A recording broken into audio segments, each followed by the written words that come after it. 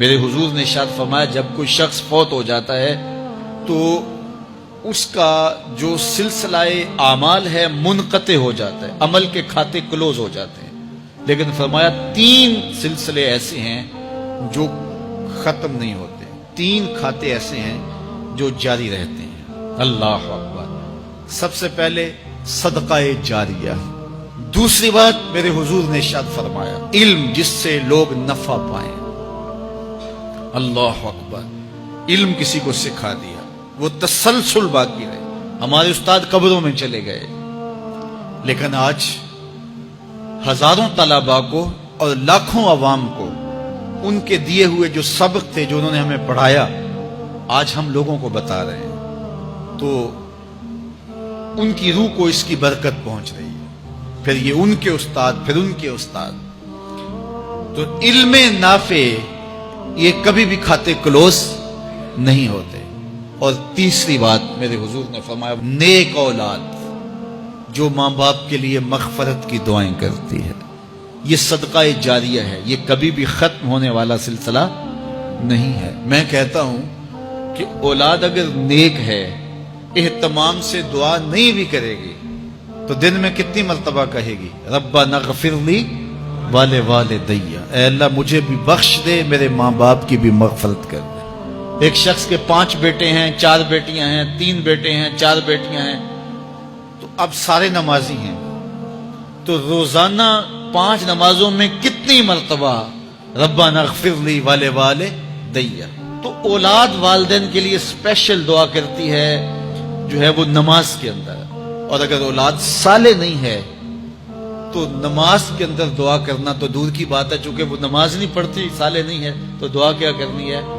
ایسی اولادوں کو بھی میں جانتا ہوں جنہوں نے اپنی سکی ماں کا جنازہ نہیں پڑھا، سکے باپ کا جنازہ نہیں پڑھا۔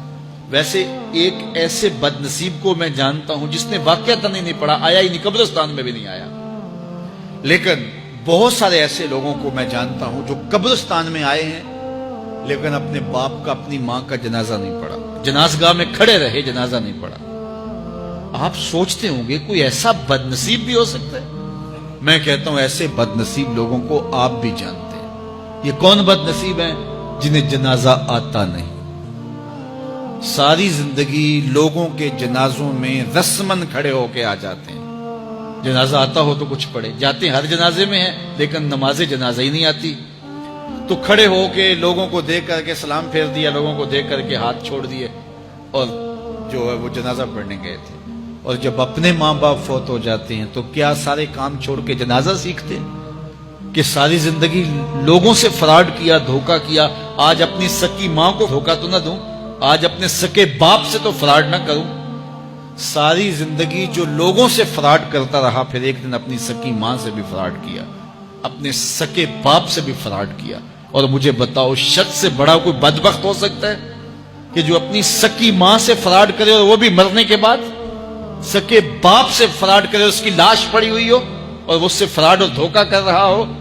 اگر اس کے اندر ضمیر ہو تو ڈوب کے مر جاتا کہ میں اپنی ماں سے فراڈ کر رہا ہوں اور اپنے باپ سے فراڈ کر رہا ہوں۔ تو یہ کتنی بڑی بد نصیبی ہے کسی اولاد کی اور کسی ماں باپ کی بھی کہ اس کی اولاد بھی اس کے لیے جنازہ پڑھنے کی صلاحیت نہیں رکھتی ہے۔ اور وہ کتنے خوش نصیب ماں باپ ہیں جن کا جنازہ خود اولاد پڑھاتی ہے۔ اتنی صلاحیت اور اس قدر اللہ نے ان کو خیر کی توفیق دی ہے کہ وہ خود اس قابل ہے اور اس منصب پہ ہے کہ وہ اپنے ماں باپ کا خود جنازہ پڑھائے۔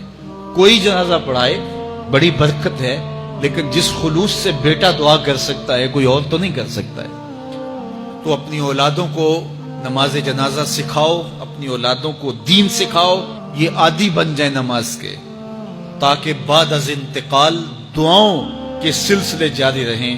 جو شخص روزانہ اپنے والدین کے لیے مغفرت کی دعا مانگے، والدین زندہ ہوں تب بھی، فوت ہو گئے ہوں تب بھی، علماء فرماتے ہیں ساری زندگی اس کے رزق میں بے برکتی نہیں آ سکتی۔ تو اپنے ماں باپ کو خوش رکھیے گا اگر زندہ ہیں تو، اور اگر فوت ہو گئے ہیں تو ان کے لیے دعاؤں کا سلسلہ کبھی بھی موقوف نہ ہونے دیجیے گا۔ 5 گانا نمازوں میں تو دعا چلتی ہی رہتی ہے، اس کے علاوہ بھی دعا مانگے۔ اللہ آپ کو، مجھے، سب کو اپنی رحمتوں کے سائے میں رکھے، ہم سب کے ماں باپ کی مغفرت فرمائے۔